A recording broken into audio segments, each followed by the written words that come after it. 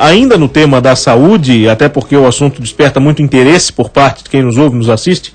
Você que está em casa provavelmente já percebeu isso também, e por isso nós trouxemos aqui nos estúdios nesse momento o Dr. Ricardo Monguilhotti, cirurgião dentista, especialista em periodontia, prótese estética e implante. Doutor, muito obrigado por nos atender, por vir aqui aos Altos do Morro da Cruz, conversar conosco sobre um assunto que é muito importante, muito interessante, eu diria, até na manchete do programa, na abertura eu falei disso, que é um tema de certa forma recorrente e até banalizado por muita gente, higiene bucal, mas que pode trazer problemas seríssimos, gravíssimos, como por exemplo o câncer de boca. Doutor Ricardo, é mais ou menos por aí? Boa tarde. Boa tarde a todos da CBN, do canal 36.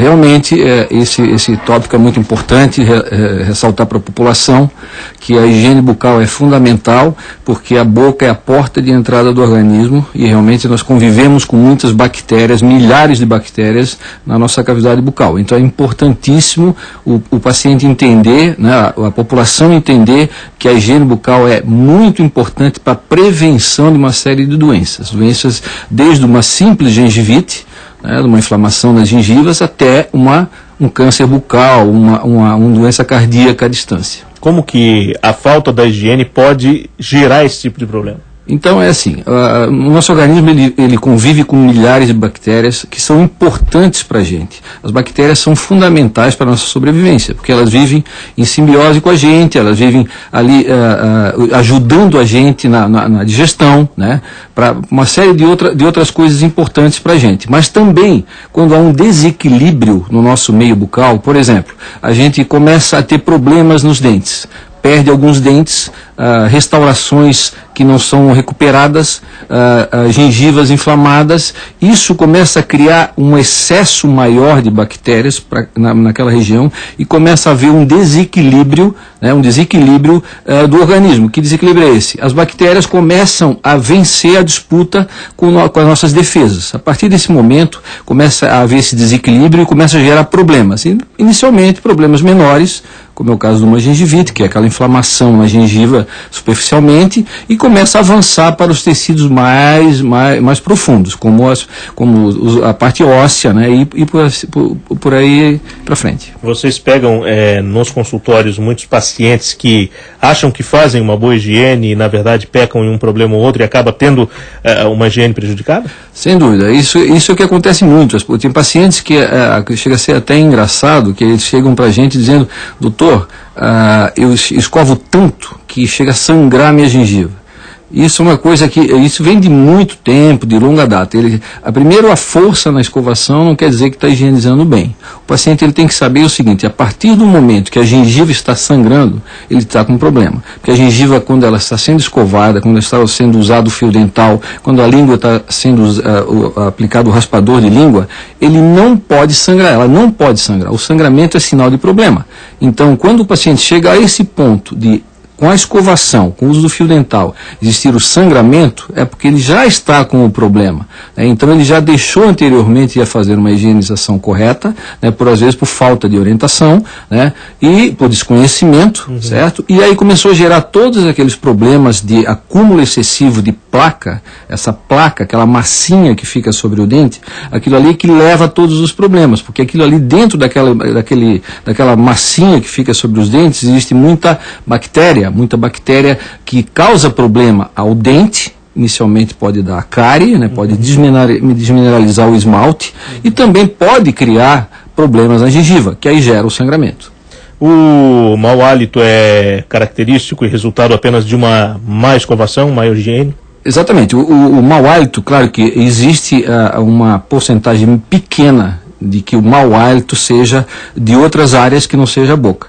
Mas o mau hálito realmente é da má higiene bucal, da má higiene da língua. Isso é fundamental, temos que saber que a língua é um fator de muita importância na formação do mau hálito. A pessoa tem que ter um raspador de língua no seu banheiro, no seu kit de higiene. É fundamental raspar a língua, a parte posterior da língua, a parte lateral da língua, o uso do fio dental também. Pacientes que têm que entender o seguinte: ele se alimentou, ele precisa escovar. Porque qualquer alimento que fique na cavidade bucal é um alimento propício para a bactéria. E a bactéria começa a liberar ácidos, aí começa a ter mortes celulares, e isso gera aquele mau hálito que as pessoas vão ficando. Então, na maioria das vezes, o mau hálito é recorrente de má higiene bucal. Qual é a forma adequada de se fazer essa higiene? Tem um tempo mínimo, o senhor falou da força da escovação, que não significa limpeza com eficácia, né? Exatamente. Existe assim, quando a gente acorda de manhã, inicialmente a gente vai fazer a primeira refeição. Não se faz, acordou já vai fazer escovação de dente. Primeiro que tem que ser feito, acordou pela manhã, a gente deve tomar um copo de água para que as bactérias que estão na boca, elas desçam para o nosso sistema digestivo e depois nos ajudem a fazer a digestão dos alimentos. Toma o seu café da manhã, terminou o café da manhã, a digestão com certeza vai ser melhor, porque aquela bactéria já está na área digestiva, e vai partir para fazer o quê? A sua higiene bucal. Como é que é feita a higiene bucal? A higiene bucal com fio dental, sempre. Todos os dentes têm que ser passados fio dental, uma escovação por área, sabendo que conseguiu escovar todas as áreas dos dentes, de todos os dentes da boca, certo? E importantíssimo o uso do raspador de língua. Tem gente que tem problema de ânsia de vômito, mas vai devagar, vai inicialmente devagar, começa na ponta da língua, vai na lateral, que vai acostumando, porque a sensação de higiene e aquela não existência do mau hálito dá uma sensação muito gostosa, e o paciente começa a querer fazer mais. Mas ele tem que fazer sempre a higiene todo e qualquer alimento que ele ingerir. Não adianta ele, por exemplo, ele vai para o trabalho, só volta para casa à noite, não levou seu kit de higiene no trabalho. Aí vai ficar 8 horas sem fazer a higiene bucal, chega depois do almoço, ele já está com um mau hálito grande. Sim. Então tem que ter o hábito de ter o seu kit próximo e nunca passar de 4 horas sem escovar o dente. Pessoas que têm prótese, seja individual ou a prótese de toda a arcada, a famosa dentadura popularmente identificada, tem que ter também uma higiene diferenciada? Sem dúvida. A parte de próteses, tudo qualquer aparato que se coloca na boca, ele exige um cuidado um pouco maior, mas também, assim, não uma coisa absurda que ninguém possa fazer. Se existem as dentaduras antigas, que hoje, graças a Deus, com o advento dos implantes, a gente está conseguindo substituir as próteses dentaduras por trabalhos fixos, que isso é muito importante, porque, já que nós estamos conversando sobre esse tópico de doenças relacionadas, as dentaduras, se elas não existe um acompanhamento, aquele trauma que ela provoca na mucosa do palato ou da parte inferior da boca, ela pode gerar problemas maiores, tumores, até tumores, que a gente conhece vários casos disso. Então, se o paciente tem condição financeira de poder buscar uma outra opção de trabalho, que seja os implantes, faça-o, porque a dentadura realmente ela é muito limitante em termos de mastigação, ela gera 25% a 30% só a capacidade mastigatória do paciente, então seria muito importante que ele buscasse uma modificação nesse tipo de tratamento, E as próteses, os outros tipos de próteses que tu me perguntaste também, são próteses também que requerem bastante cuidado, bastante preocupação com a higiene, mas como um dente normal requer. Não existe um cuidado maior, porque são próteses feitas com o desenho do dente da gente, do dente natural. Então, teoricamente, teria a mesma dificuldade ou facilidade de higienização. Os implantes e as próteses, como nós tocamos no assunto, têm hoje um custo mais acessível, estão mais fáceis de ser? Sem dúvida. As próteses hoje fixas, as próteses que hoje a gente está usando muito o implante, graças a Deus que surgiu o implante, modificou totalmente os planejamentos de reabilitações bucais com os implantes, hoje eles estão mais acessíveis. Anteriormente, eu me lembro que aqui em Florianópolis eu fui um dos pioneiros, há mais de 20 anos atrás, trazendo um sistema novo sueco, que a gente cobrava em dólar, era uma coisa que para muito pouca gente, realmente tinha muito pouca gente poder fazer esse tipo de tratamento. Hoje não, hoje a gente tem empresas nacionais de grande confiabilidade que nos fornecem implantes com a mesma tecnologia dessas empresas suecas, e que o resultado é excelente. Então nós temos na universidade, o paciente pode procurar a universidade que realmente tem o departamento de implantodontia, precisa realmente de pacientes que vai pagar só o custo. Os consultórios particulares também também tem um custo que é acessível. Então, hoje a odontologia realmente barateou, né? Ainda claro que nós somos brasileiros, nós somos o país mais desentados do mundo. Então, mas assim, a grande maioria é lamentável, a grande maioria da população já pode ter acesso a esses novos tratamentos. E em termos de tecnologia, o que nós temos de mais moderno hoje no ramo da implantodontia? Hoje na implantodontia nós temos a parte de enxertia, né? Nós temos vários produtos, né, no mercado que a gente pode agregar a pacientes, por exemplo, pacientes que chegam no consultório, usaram 40, 50 anos, pessoas de idade, 70 anos, chegaram com muito pouco osso, porque sabe que para colocar o implante o paciente tem que ter osso. Sim. Básico, condição sine qua non.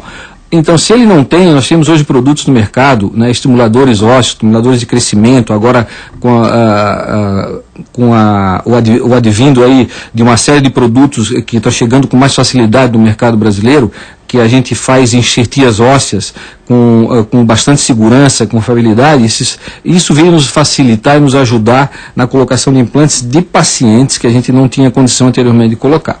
Essa informação que o senhor trouxe de que o Brasil é um país com muitos desdentados é vergonhosa, lamentável, mas talvez tenha alguma coisa a ver com a questão cultural, porque eu particularmente conheço pessoas que são de uma época em que o dente doeu, ia lá e arrancava. E hoje não é mais assim, até porque tem tratamento para isso, né? A recomendação volta àquela questão inicial da preservação pela higiene para que a pessoa não tenha lá no futuro um problema e tenha que extrair. Exatamente, é isso que acontece, é isso que é mais cultural a coisa. Realmente, esses programas de higienização que tem que começar na escola, isso é fundamental. O Brasil tem que estimular a educação na escola, desde a higienização, não só a parte educacional, tem que fazer dentro da escola um treinamento, né, para que a criança já desde da tenra idade ele saiba que a higienização bucal faz parte do seu dia a dia, não é mais vou escovar o dente, não, ele tem que saber que aquilo ali é como ele almoça, como ele dorme, ele escova os dentes, criar um hábito de tomar banho, escovar o dente, fazer aquilo ali, isso começa na escola, que aí vai criar uma coisa automática sem nenhum problema. O Brasil não tem cultura desse tipo de educação na escola. Um telespectador e ouvinte da TV Com e da CBN manda uma pergunta. Existe um grande número de ofertas de escovas de dentes no mercado.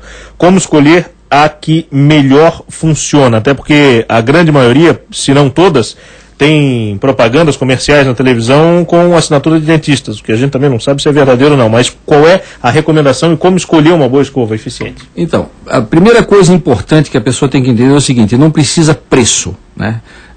Tem várias marcas e todas as marcas realmente, com as pesquisas que tem, são marcas boas de qualidade.